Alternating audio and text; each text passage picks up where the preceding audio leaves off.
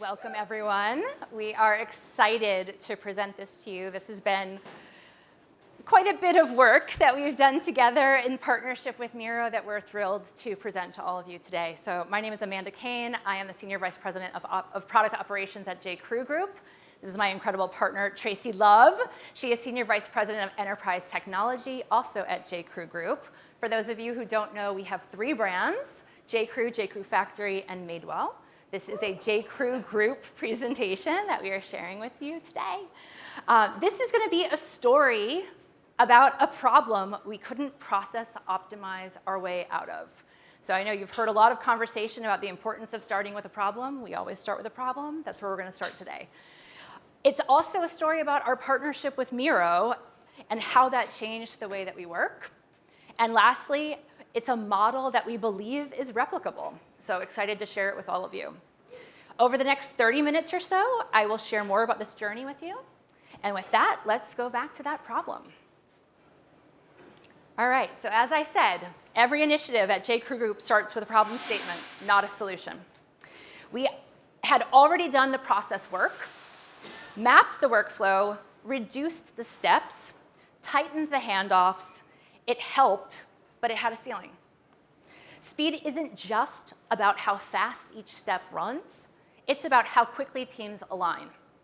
Alignment was slower than it needed to be every time. Process optimization was making us faster at the steps, but it wasn't closing the gaps between them. And the gaps were where time was getting lost. We couldn't optimize our way out of an alignment problem.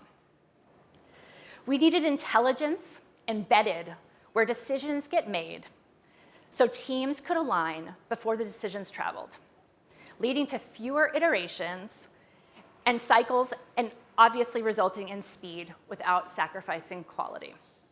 With that, I want to explain how we got here, and then we'll take it from there. So we had been operating in a sequential model, handing off from one team to the next. It created clarity. Everyone knew their lane. But it also created delay. Every decision depended on someone seeing something after it was already done. The real bottleneck wasn't execution. It was alignment latency. The time between when work was created and when everyone shared an understanding of it. Once we named it, we could see it everywhere. Feedback arrived too late to change direction without rework. Decisions made by people missing the context. The cost wasn't just time, it was rework, divergence, and frustration. Alignment latency is not an execution problem.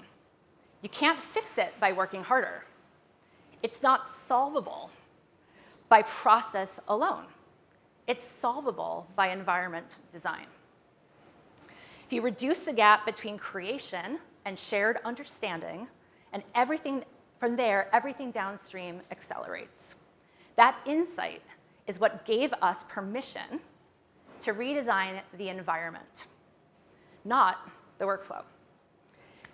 That reframing is where I'm going to hand it to Tracy, because it's what changed how we approach the situation and the solution. Hi, everyone. I'm going to pick up where Amanda left off. So she just made the case that the bottleneck we were facing at J.Crew was alignment latency, the time between when the work is created and everyone has a shared understanding of that work.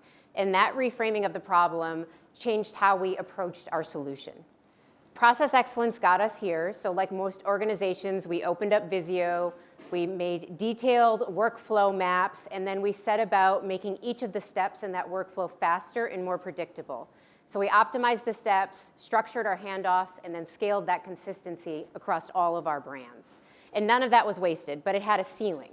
It operated on the steps and not the gaps between them. So we made every handoff faster, but we still lost 2 weeks waiting for the right people to see the same thing at the same time. And then we made a key shift.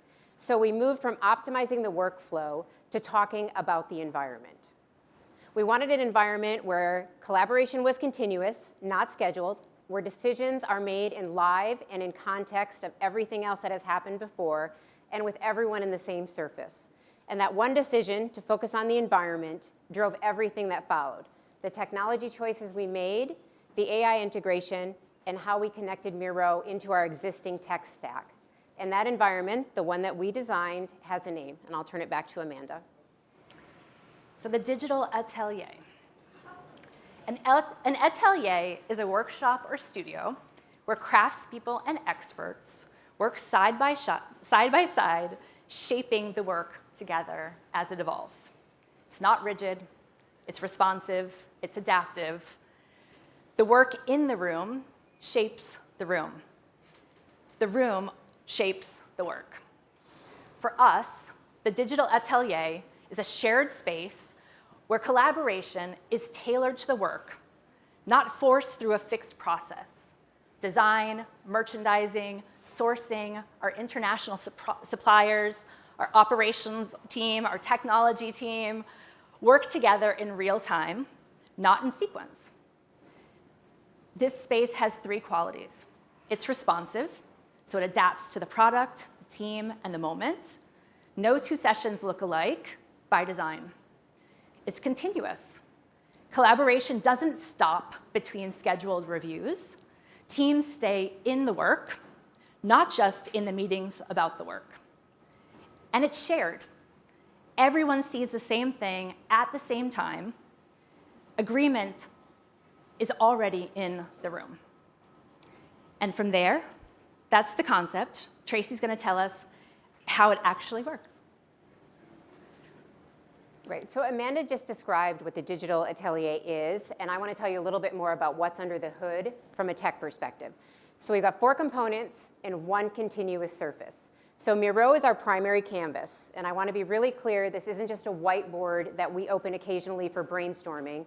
It's a shared surface where all of our teams work together. Design, merchants, operations, and technology actually do the work together in real time. Our boards are structured around our products and not around our org chart.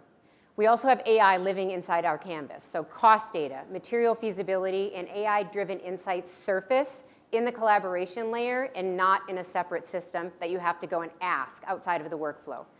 Answers arrive before decisions are made with the full context that's already in the board. It also supports real-time alignment. So what used to take weeks of review cycles now happens continuously in context. Work and decision-making are no longer separate workflows. And it acts as a system bridge. So this is the enterprise technology piece. MIRO doesn't sit outside of our system landscape, it connects to it. Data from core systems flows into the boards, and decisions that are made in the working sessions flow back into PLM and into other systems of record. It also means that the conversation becomes a part of that record without teams having to reconstruct that afterwards. So we didn't replace systems, we connected thinking to execution. So that's high level the architecture, but the architecture only matters if you see it in action. So Amanda's going to show you what it actually looks like. All right, so before we get into our demo, I do have to share that we built this demo exclusively for today. We're not ready to share all of our designs with all of you. So just know that this is, I know, it would be amazing. It is rather anesthetized, and it is really just indicative of how we're working to show you, because it's hard to describe it, right? So we're trying our best to illustrate this a little bit in the way that we do work. But it is a real MIRO board, and it does represent our product lifecycle. So I want you to watch for a couple things as I'm going through this. So number one, the density of the content on the board. We've got material specs, design intent, merch input, prior decisions, all of that living in one place. Realize again, when we're looking at our actual design boards, there is so much more in here than what you're gonna see. But all of that can fit in here, and it's all talking to each other. Second, I want you to look at the connections on the board. So integrations with other systems, tools, the collection, people. Watch how the collection evolves and connects to a greater whole, and how people are connecting also on the board. They aren't reviewing finished work, they're shaping it together. And lastly, how AI is embedded on this journey. As Tracy said, it's It's embedded into this process. So what you'll see is the difference between a tool that teams visit and an environment where teams live in. So with that, let's show the demo. Okay. All right, so I'm going to do this quickly so that you can all see it. So we start with concept, right? Every design season we start with the concept. This is indicative. This is not what we're using. Summer, colors of nature. You can see it in our color palette now. We've extracted those colors of nature. We're looking at a style, a t-shirt. We can open up our product hub, which connects to our PLM system. We've built that integration in partnership with MIRO and Service Rocket. We can load styles directly in the MIRO board. And we're actually building connections to be able to push it back and forth. Additionally, one of the challenges for our teams was going from a black and white sketch to a sketch with color. So again, we partnered with MIRO, identified this opportunity, and they built us a MIRO AI Coloring Tool where we can do this right in MIRO. This is one of my favorite things that you'll actually see in a second, where you can hover over the color palette and select your color. So you got your color palette in the MIRO board, you hover over it, select your color, and generate your colored CAD.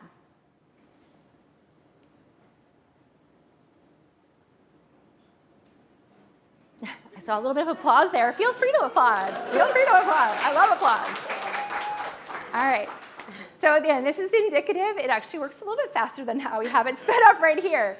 But fast forward all of those colors and sketches. Now we can pull in AI renderings as well. So you're going from your flat sketch directly into an AI rendering. And now you're seeing your assortment. So we pull back for a second. You can see your t-shirts. You've got some polos. Now we can also add comments directly in here. So can we double check that pinks and purples are sufficiently represented in this season's assortment? Feels like an area I want to lean into. We sure can. And then Tracy responds, good call. I'll use MIRO flows to be able to pull this together. So now you're taking visual assets, and you can synthesize that into a chart. So we're going to pull a table view and look at, it says count all styles that have pink and purple hues in the product sketch, group by class, and then by subclass. So now we've pulled this information that was visual into a chart. And then additionally, thank you, I love that applause. Additionally, you can create slides from that. So again, taking what is visual information and turning it into a presentation. So create a presentation featuring these colors. So it's highlighting the pinks and purples, the number of colorways, and again, please note this is not actual product. This is just for this presentation. But again, it's highlighting the purples and the lavenders. It's counting it for you. It's giving you imagery. And highlighting some of what is here. So again, this was built together in partnership, leveraging flows. We are starting to also leverage sidekicks to the degree that we can. And then obviously, collaboration between the MIRO team and Service Rocket to bring these integrations to life. So this has really been incredible for our team. And with that, I'm going to hand it to Tracy to take us to the next step. I love that demo. It's just such a good demonstration of how we're actually using MIRO in our workflows. So what I want to talk to you about, did this go? Oh, did we go forward? Sorry. We went backwards. There you go. There we go. So I want to talk to you about AI and how we think about AI at J.Crew Group. So you just saw AI showing up in our work, and it's not in a separate tab and not in a separate tool. And that's really deliberate in how we're thinking about AI at J.Crew Group. And it's really worth a minute on why. So we believe that AI is best when it's built in and not bolted on. The risk, and we see this in organizations, is that AI tools become parallel workflows. The team goes somewhere else to ask the AI a question, brings the answer back, reconciles it with work already in flight. And in that process, you've actually added a step, and in that practice, it makes teams slower. So to be perfectly honest, we are still on this journey, and we are not all the way there yet. But we're deliberately building towards AI that surfaces directly in MIRO in the moment of work and where that context already exists. And some of the ways that we are looking to build AI into MIRO is into the canvas. So we're looking to leverage that for AI-assisted analysis and synthesis that happens directly in the board and not in a chat window somewhere else. Some of that's live today. You saw some of it, and we're continuing to iterate and enhance that. We want to make sure that we're using AI to support decision making. So we want AI to surface options, trade-offs, context in the moment that those decisions are made. It's not supposed to replace judgment. So to be perfectly honest, we are not at J.Crew about doing role reductions because AI is coming in. We think of AI as a superpower. So the team's always going to decide. We just want to make sure that the right inputs are in front of them as they're doing the work and making that decision. We also want it to help us create the record, so we want it in the record. And what I mean by that is AI is not a separate initiative, so it's going to be integrated everywhere. When we make a decision in MIRO, we're going to have a record of that decision, so no one has to go back and reconstruct it. We saw a little bit of that in the keynote this morning. And the big idea here is that AI is not a separate initiative. It's integrated in everything that we do. It's just part of how our work happens. We're building it into the workflow and not around it. So that's how we're thinking about AI. And I'll turn it back to Amanda to talk about what this actually changes in practice and where we're seeing some benefits. Great, thank you, Tracy. So previously we worked in a sequential model, mentioned that earlier in this presentation, handing off to others or waiting for feedback to be given in a meeting, leading to revisions, probably more meetings, before decisions were actually made. Now we have a live shared Miro board. It's accessible to the working teams with content already present. The speed doesn't come from cutting steps. It comes from access to the information and making better decisions earlier. A fundamentally different kind of speed with 3 benefits. The first one, less rework. As issues surface earlier, not after the work has crossed multiple teams, teams stay in the one surface. They're not toggling between emails, DMs, decks, different systems. Secondly, it's earlier decisions. The teams align in the moment of creation, not in a downstream review. Every call is visible on the board. So you're capturing those comments, capturing the ones that people like. You can have design building it in there, merch coming in and saying, I like it, I want to buy this one's going to be big. Creating a clear decision history. New participants that join, they already have the context present. They understand how the decisions were made. They don't have to catch up in another meeting. And then lastly, better outcomes. So more context, fewer surprises, more confidence in the final call, alignment at the start of the work reduces the divergence midstream. Execution follows the plan because the plan was built collaboratively. We're faster because we reduced rework, surfaced issues earlier, and made better decisions sooner. It's speed because of better alignment, not in spite of it. And with that, Tracy, bring us home. You cannot force speed through process optimization alone, but you can design the conditions where speed happens naturally. And that's the Digital Atelier, collaboration at the speed of design. We started like we always do at J.Crew with a problem statement. In our case, alignment was the bottleneck, not execution. So don't go out and look for an AI tool and come back into your organization looking for a problem to solve. Start by defining the problem and then looking for the tool. In our case, again, that was alignment latency, the time between when work was created and everyone had a shared understanding of that work. What we discovered was that process optimization alone could not close that gap, but environment design did. The result was wasn't speed at the quality of cost, it was speed because of better alignment, earlier decisions, and less rework. So we have 3 takeaways to leave you with. Number 1, and I can't say this enough, start with the problem, not the tool. We named our problem, then we designed the environment to address it. Number 2, AI works best when it's built in and not bolted on. AI is not a separate thing or a separate workflow. Embed it where the workflow and the context already exists. And number 3, and this is really the secret sauce to success, are the partnerships that shape the outcome. None of this happens in a transactional vendor relationship. It happens in a strategic partnership with MIRO, with operations and technology, Amanda and my team, and across all of our business partners, design sourcing, and our external suppliers. The atelier is the artifact, but the partnership is what built it. When collaboration adapts to the work, instead of work adapting to the system, speed stops being the constraint and it starts being the default. On behalf of Amanda and myself, thank you very much.